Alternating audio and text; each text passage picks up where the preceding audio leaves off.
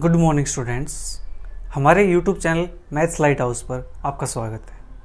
आज का हमारा टॉपिक है एनालिटिक फंक्शन। एनालिटिक फंक्शन क्या होता है, चलिए एक बार उसको देख लेते हैं। Analytic function, a function defined in an interval containing the point a, it's said to be analytic at a if it can be represented by a power series of x minus a with radius of convergence r greater than 0। क्या कहता है, एक function है, एक interval के अंदर वो define किया गया है, ठीक है। वो क्या करना चाह रहा है, जो फंक्शन है वो एनालिटिक फंक्शन है उसके अंदर, कब, अगर वो फंक्शन पावर सीरीज में लिखा जा सके। किसकी पावर सीरीज में, x माइनस ए की पावर सीरीज में अगर फंक्शन लिखा जा सके तो फंक्शन क्या है हमारे पास, एनालिटिक फंक्शन है, ठीक है। यही चीज दी हुई है, function defined in an interval containing the point a, it's said to be analytic at a if it can be represented by a power series of x minus a with radius of convergence r greater than 0। और इसकी दूसरी definition भी क्या है हमारे पास, उसको भी देखते हैं कि दूसरे वे से हम इस फंक्शन को कैसे कह सकते हैं। देखो, f of x is analytic at x is equal to a। जो f ऑफ x है वो एनालिटिक होगा x इक्वल टू a पे, कब, इफ इट्स टेलर सीरीज, जो उसकी टेलर सीरीज है summation n is equal to 0 to infinity f raise to power n a into x minus a raise to power n upon n factorial exist.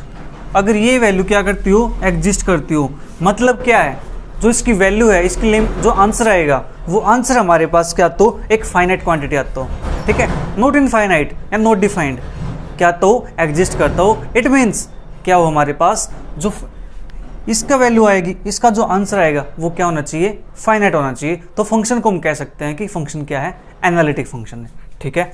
And converges to f(x) for all x in the interval of convergence r greater than 0, ठीक है। I hope आपको समझ आया होगा। क्या कर सकते हैं, फंक्शन को हम गिवन इंटरवल के अंदर कब कहेंगे कि एनालिटिक है, अगर वो फंक्शन x माइनस ए की पावर सीरीज के रूप में लिखा जा सके। जैसे x माइनस ए की पावर 0, x माइनस ए की पावर 1, x माइनस ए की पावर 2, x माइनस ए की पावर 3, इस टाइप से, ठीक है। और सेकंड डेफिनेशन के अंदर भी यही चीज़ कही गई है, जैसे ये हमारे पास दिया हुआ है, इसको भी सेम क्या है, x माइनस ए की पावर ही तो है, n के लिए अब 0 पुट करोगे यहाँ पे तो हमारे पास क्या आएगा, x माइनस ए की पावर 0 अपॉन 0 फैक्टोरियल, 1 पुट करोगे f फंक्शन आएगा और x माइनस ए की पावर 1 हो जाएगा, फिर 2 पुट करोगे x माइनस ए की पावर 2 हो जाएगा, 3 पुट करोगे x माइनस ए की पावर 3 हो जाएगा, ठीक है। चलिए देखते हैं कैसे। अगर हमारे पास इसके एग्जाम्पल्स हैं, sine x, cos x, log of 1 plus x, e raise to power x, sine hyperbolic x, cos hyperbolic x etcetera, ये हमारे पास क्या है, सभी के सभी एनालिटिक फंक्शन है, ठीक है।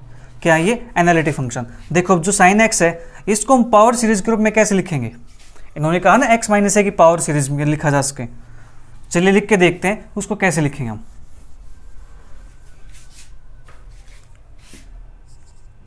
साइन एक्स ये होता है हमारे पास x raise to power 1 upon 1 factorial minus x raise to power 3 upon 3 factorial plus x raise to power 5 upon 5 factorial minus x raise to power 7 upon 7 factorial plus so on. इस प्रकार से हमारे पास चलता जाएगा। अब देखो ये हमारे पास क्या है, x की पावर 1 है, तो इसको हम लिख सकते हैं x माइनस 0 की पावर 1, बोलो इसको लिख सकते हैं x माइनस 0 की पावर 3, लिख सकते हैं कि नहीं लिख सकते, बताइए आप। क्या x माइनस जो x है इसको हम लिख सकते हैं x माइनस 0, तो भी क्या रहेगा हमारे पास, फंक्शन x ही तो रहेगा। तो ये हमारे पास क्या है, जो 0 आया है ये हमारे पास क्या है, a की वैल्यू है, तो हमने क्या किया, x minus a that is x minus 0। Sine x हमारे पास क्या लिखा गया, पावर सीरीज की फॉर्म में। इसी प्रकार से हम कोस x को लिख सकते हैं। कोस x हमारे पास क्या आएगा, x raise to power 0 upon 0 factorial minus x raise to power 2 upon 2 factorial plus x raise to power 4 upon 4 factorial minus x raise to power 6 upon 6 factorial plus, इस टाइप से हमारे पास चलता जाएगा। सेम इसको हम लिख सकते हैं, इसको हम लिख सकते हैं x माइनस 0 का स्क्वायर, x माइनस 0 की पावर 4, x माइनस 0 की पावर 6। तो यहाँ पर भी क्या है, हमारे पास x माइनस ए की पावर में लिखा गया। तो फंक्शन क्या है हमारे पास, ये फंक्शन कैसा है, एनालिटिक फंक्शन है, ठीक है। आई होप आपको समझ आया होगा। इसके बाद हमारे पास देखो एक पॉइंट और है, rational functions. Rational function are analytic at all points. Rational function भी क्या होते हैं, एनालिटिक होते हैं एवरी पॉइंट पे एक्सेप्ट, यहाँ पे हमारे पास आ गया एक्सेप्ट। वाह, अब सोचेंगे यार ये प्रॉब्लम हो रहा है यहाँ पे, एक तो बोल दे कि एवरी पॉइंट पे है, फिर ये एक्सेप्ट आ गया, एक्सेप्ट बट, ये वर्ड होते हैं ना, इंसान को चलता हो ना एकदम से धक्का लगता है जैसे दीवार आ गई हो, इस प्रकार से रुक जाते हैं एकदम से। एक तो फ्लो में चल रहे हैं कि ये हमने बोला कि rational function are analytic allowed at all points, चलो ऑल पॉइंट्स पे एनालिटिक है, लेकिन एकदम से बट रुको आगे खतरा है, तो यहां पे है खतरा। Except at the point where जो डेनोमिनेटर है वो डेनोमिनेटर क्या हो 0, जहां पर डेनोमिनेटर 0 बनता हो, जिस पॉइंट पे डेनोमिनेटर 0 बन जाता है उस पॉइंट को छोड़ करके बाकी सभी पॉइंट्स पे फंक्शन क्या होगा एनालिटिक होगा। जैसे हमारे पास ये डेनोमिनेटर क्या है यहाँ पर x² - 5x + 6, ठीक है, तो इसको कैसे ले सकते हैं हम x - 2 इंटू x - 3 ब्रेक कर सकते हैं, इक्वल टू 0 पुट करेंगे तो x = 2 और x = 3। ये हमारे पास 2 पॉइंट आए हैं 2, 3।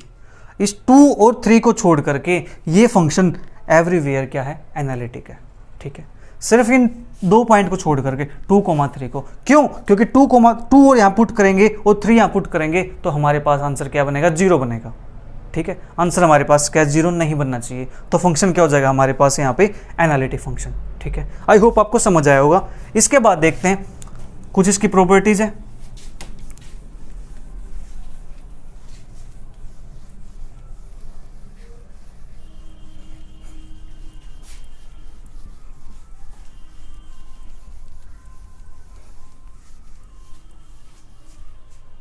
अगर हमारे पास f(x) and g(x) are analytic functions,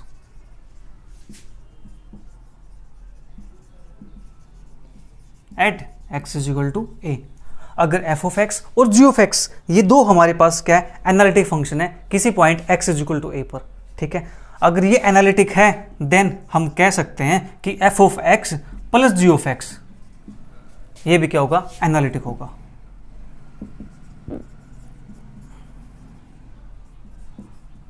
ठीक है, तो हम कह सकते हैं इसी पे वैसे कि f(x) - g(x) ये भी क्या होगा एनालिटिक होगा, ठीक है। इसी प्रकार से हम कह सकते हैं कि f(x) * g(x) ये भी क्या होगा हमारे पास एनालिटिक होगा। इसका सम भी एनालिटिक होगा, इसका सब्ट्रैक्शन भी एनालिटिक होगा और इसकी प्रोडक्ट भी एनालिटिक होगी, ठीक है। अब बात करते हैं इसके डिवीजन पे कि जो f(x) है अपॉन g(x) है, क्या ये भी एनालिटिक होगा? यस, ये भी एनालिटिक होगा,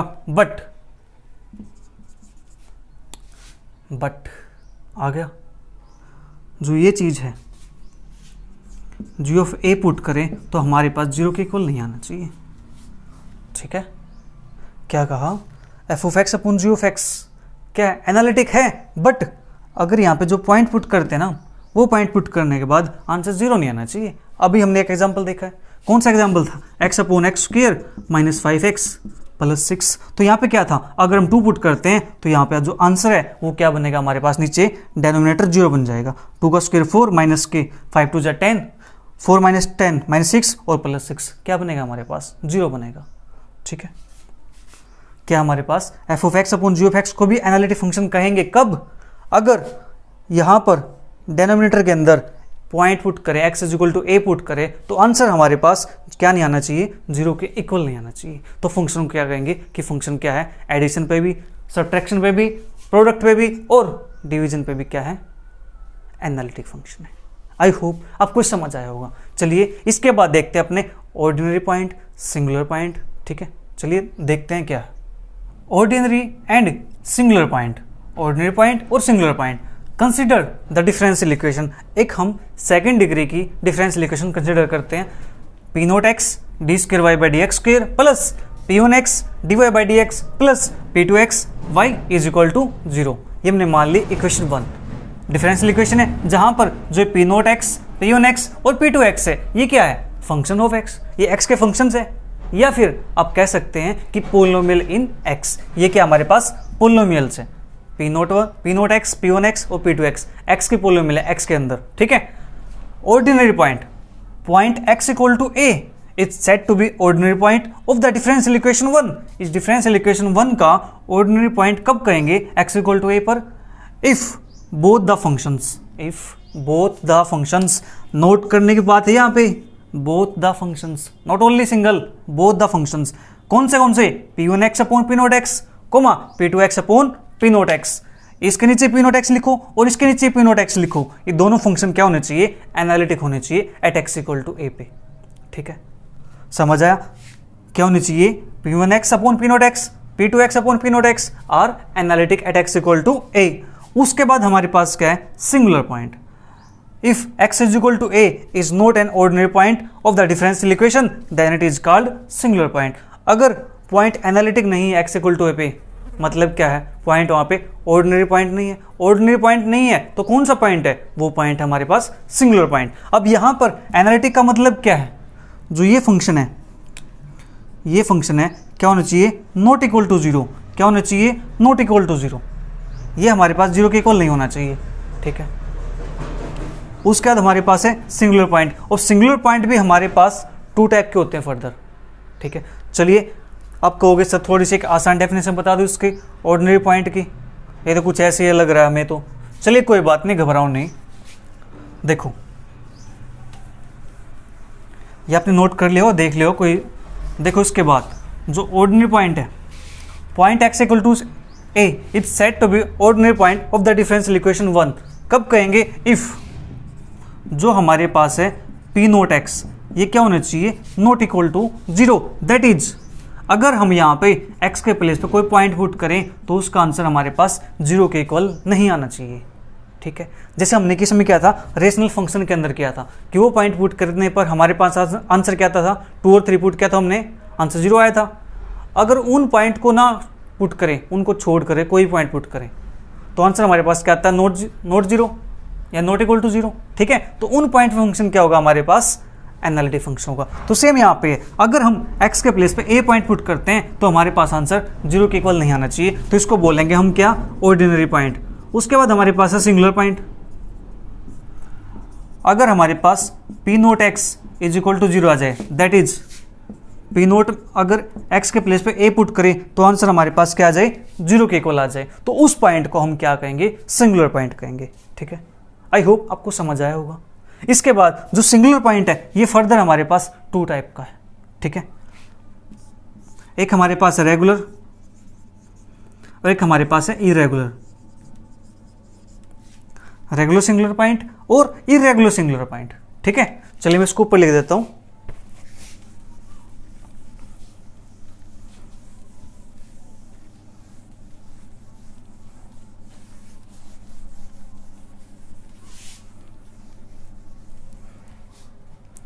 जो हमारे पास सिंगुलर पॉइंट है ये हमारे पास फर्दर टू टाइप का है, रेगुलर सिंगुलर पॉइंट और इरेगुलर सिंगुलर पॉइंट।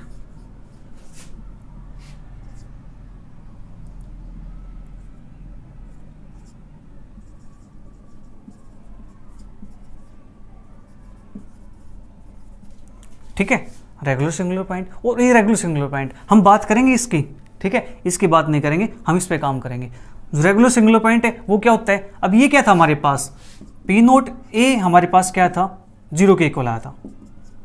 ठीक है, ये जीरो के इक्वल आने के बाद इसके बाद हम कंडीशन चेक करेंगे क्या, x minus a p one x upon P naught x और x माइनस ए का square p two x upon P naught x. ये हमारे पास क्या आने चाहिए, नॉट इक्वल टू जीरो। ठीक है, ये हमारे पास क्या आता है, नॉट इक्वल टू जीरो आते हैं बोथ, ये भी और ये भी क्या है, not equal to zero. Then इस पॉइंट को क्या कहेंगे हम, रेगुलर सिंगुलर पॉइंट। अगर ये जीरो के इक्वल आ जाते हैं तो उस पॉइंट को हम फिर क्या कहेंगे, इरेगुलर सिंगुलर पॉइंट। ठीक है, जो पॉइंट रेगुलर नहीं है वो पॉइंट क्या हो जाएगा फिर, इरेगुलर। ठीक है, आई होप आपको समझ आया होगा। आप इसको P1 पी नोट हम नहीं लिख सकते तो आप क्या करो, सिंपल